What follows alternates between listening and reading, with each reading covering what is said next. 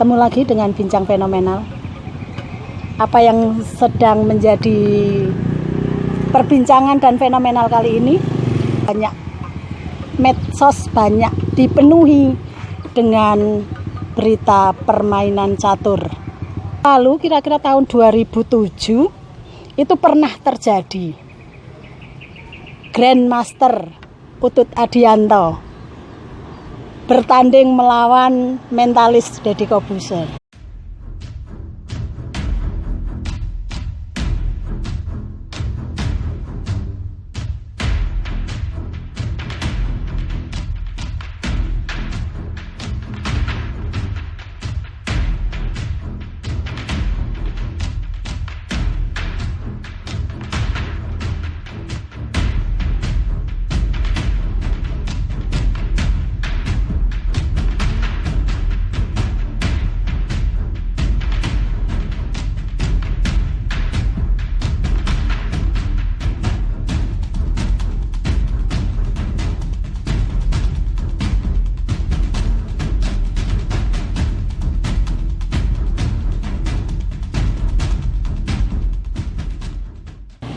Nah, kita akan menemui seseorang yang pada waktu itu berada di antara mereka. Ya, kita ketemu dengan Romo Gede Mahesa, di mana saat itu beliau ada di antara keduanya. Selamat siang, Romo. Selamat siang. Kebetulan siang. Iya. Biasanya ketemu nih.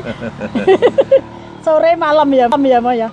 Oke, Romo, menanggapi berita heboh kali ini tentang catur yang luar biasa memenuhi medsos. Justru saya malah pengen bertanya bukan yang berita fenomenal ini, Romo, tapi berita pada waktu Romo menunggui Grandmaster Utut Adianto melawan mentalis Deddy Corbuzier. Itu ceritanya bagaimana, Romo? Wah, ingat itu ya, ingat pertandingan itu. Sebetulnya itulah pertandingan yang fenomenal. Kalau yang ada di medsos ini mungkin karena hadiahnya langsung cash. Ya. Betul. Dan mereka pemain catur. Jadi apapun ya wajar lah, tinggal cepet-cepetan gitu kan. Tapi ketika itu adalah pertandingan antara seorang grandmaster catur yang diakui dunia, betul, Utut Adianto, dengan seorang mentalis, di mana seorang mentalis ini dia bisa membaca pikiran dengan main gamenya. Jadi keduanya main game, semua bermain dengan pikiran. Ini yang fenomenal karena kita bisa sepakat lah. Kalau tahu saya mau diplototin kan, kalau perlu saya mainnya membelakangin lagi, bersedia nggak dia di belakangnya. Saya harus tatap matanya dia, saya harus baca pikiran dia mau jalan kemana. Sekarang Utut Adianto itu kalau jalanin apapun itu mikirnya udah 1000 langkah ke depan. Saya standarnya internasional, Mas Jadi standar dirinya sendiri. Nah, idea ini tentunya kembali pada era tahun 70-an. Ketika itu ada pertandingan tinju antara Muhammad Ali dengan pegulat dari Jepang yang namanya Antonio Inoki. Ya kan? Antonio Inoki. Oh, pernah itu ya? Pernah. Nah, dua orang olahragawan tapi dengan cabang yang berbeda. Ya kan?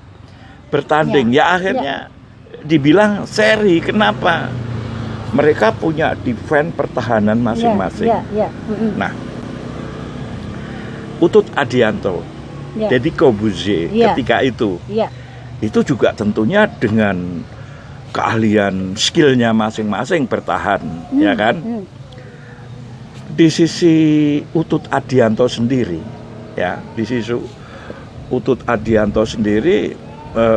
secara pribadi saya mengakui bahwa beliau memang catur itu sudah mendarah daging sampai sumsumnya itu sudah ada, menjadi hidupnya ya. Seperti itu hal yang luar biasa sekali. Sementara Deddy Corbuzier kemarin waktu itu dengan skillnya itu juga apa ya? Ya istilahnya kan mereka berbeda, tetapi ditemukan dalam satu waktu gitu. Untuk tapi tujuannya apa waktu itu, Romo? Gini loh, untuk mempertemukan mereka sendiri untuk kalau duduk bermain catur biasa itu biasalah ya, itu mungkin bisa terjadi. Tapi dalam satu pagelaran yang ketika itu ada 2 sesi, pertama memang tantang, kemudian langsung tanding ulang ya kan, tanding ulang karena dulu remis, terus tanding ulang lagi ditayangkan salah satu stasiun televisi. Ketika untuk melobi, ketika untuk mengajak Mas Utut Adianto sendiri itu tidak mudah. Kita harus menjelaskan kenapa loh, konteksnya apa ini di dunia hiburan ataupun apa. Tapi namanya ditantang ya kan, ya maulah. Sebenarnya kenapa saya mau ngeladenin Deddy Corbuzier, karena saya merasa juga, saya kan dari dulu pendidik, saya punya jiwa mendidik orang gitu. Inilah saat terbaik kita mendidik masyarakat kita, bahwa hidup ini ada limitasi-limitasi. Orang bisa jago di bidang ini, tapi di bidang ini jelas ke laut.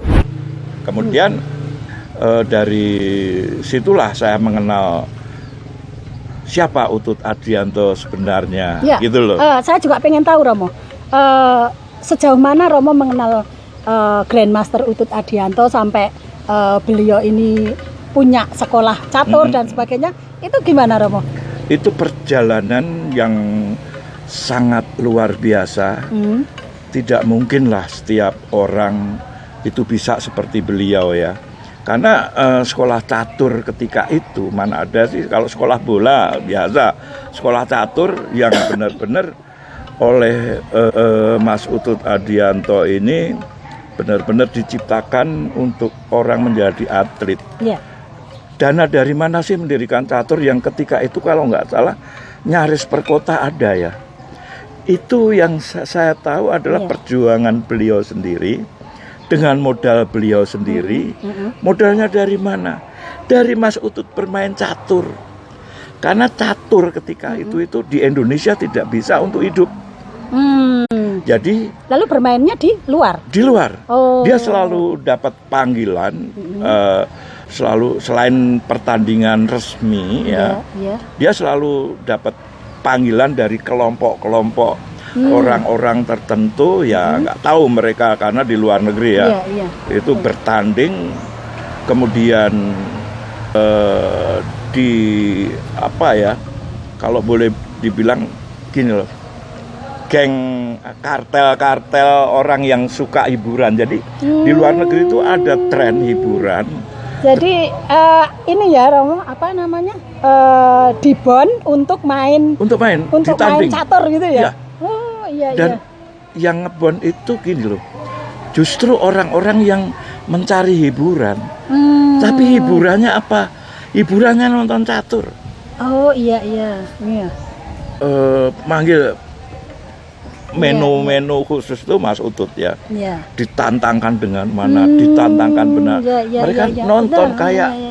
Jadi konsumsi mereka itu bukan nonton tanggapan orang nyanyi, tidak. Nonton orang bermain catur. Nah, dari itulah seorang Utut Adianto itu merintis sekolah, ingin agar anak-anak muda, generasi muda, siapapun itu bisa bermain catur dengan baik ya. Kemudian yang berbakat tentunya diarahkan. Apalagi saya suka sekali statement seorang Utut Adianto itu bahwa permainan catur itu adalah permainan para kesatria. Nah, itu maksudnya apa, Romo? Karena gini. Anggap ini permainan bidak-bidak catur. Untuk mencapai kemenangan itu perlu strategi. strategi dan perlu pengorbanan, ya kan? Namun yang terpenting dari permainan ini adalah kejujuran itu. Jadi ini hal luar biasa sekali buat para pecatur ataupun siapapun ya yang berhubungan dengan catur. Seorang tadi statement seorang Utut Adianto ini perlu direnungkan. Jadi seorang pemain catur itu harus punya sifat kesatria. Iya. Ya. Bagaimana kalau bermain catur itu misalkan salah satu curang ataupun apa, itu kan sudah nggak fair lagi kan, bukan kesatria tentunya. Nah itu. Kembali ke berita fenomenal Romo. Berarti kalau menurut Romo yang sekarang ini itu sih biasa ya Romo ya? Biasa karena sama-sama senang catur, sama-sama pemain catur kan? Pemain catur dan tanding dapat duit, gitu loh. Kenapa yang menjadi fenomenal sekarang ini adalah sosial media. Waktu itu ya, ketika tanding pertama kita untuk masih zaman SMS. Ya, belum ada foto ataupun apa, dan berita hanya lewat media elektronik, tentunya tanpa kamera, tidak bisa merekam apa yang terjadi. Sekarang dengan sesuatu yang ada di handphone yang dibawa sekarang ini bisa langsung live, dan itu memang menguntungkan. Tapi apapun, bahwa yang fenomenal itu adalah ketika pertandingan mereka berdua, bukan yang sekarang. Pertandingan mereka berdua dianggap fenomenal karena mereka beda skill, tetapi mereka dipertemukan dalam satu pertandingan yang sama. Nah, tentunya kalau kita selami lebih dalam ya, dua orang yang berbeda ini sebetulnya nyari apa sih, ya kan? Tujuannya apa sih? Seorang Dedi nantang ini maunya apa sih, gitu kan? Terus seorang Utut kok mau tanding, tentunya apa sih? Ya kembali lagi, kalau saya mengambil satu kesimpulan bahwa ini adalah untuk catur sebetulnya, untuk catur sendiri agar lebih dicintai masyarakatnya, karena di dalam catur itu banyak sekali pelajaran filosofinya. Ada mungkin yang ingin Romo sampaikan ke masyarakat tentang berita-berita yang sebenarnya tidak menurut Romo kan tidak fenomenal, tidak fenomenal, tetapi kenapa bisa seperti ini ya, karena medsos gitu kan, karena dibantu oleh medsos. Mungkin ada Romo bisa atau ingin menyampaikan kepada teman-teman di sana, di luar sana, sebenarnya harus bagaimana menyikapi ini gitu. Itu biasa, dan satu itu pertandingan kemarin itu biasa dan hanya sebuah hiburan saja. Tentunya kalau kita belajar mengingat, menolak lupa, fenomenal yang sebenarnya itu adalah ketika Grandmaster dunia Utut Adianto melawan mentalis Deddy Corbuzier dalam bingkai mereka main game, ya kan? Main game. Untuk apa? Ya tentunya masyarakat ketika itu bisa menyimak dan menikmati. Ini pertandingan gila. Itu. Sama seperti waktu tahun berapa yang tadi Romo sampaikan itu, Muhammad Ali melawan pegulat itu itu fenomenal betul. Fenomenal sekali, karena itu menjadi satu sejarah. Kalau ini sejarahnya apa? Hadiah 200 dan cepet selesai. Matur nuwun Romo, terima kasih. Demikian bincang fenomenal kita. Sekali lagi, medsos memang luar biasa. Jadi gunakan medsos dengan baik. Ketemu lagi di bincang fenomenal berikutnya. Salam.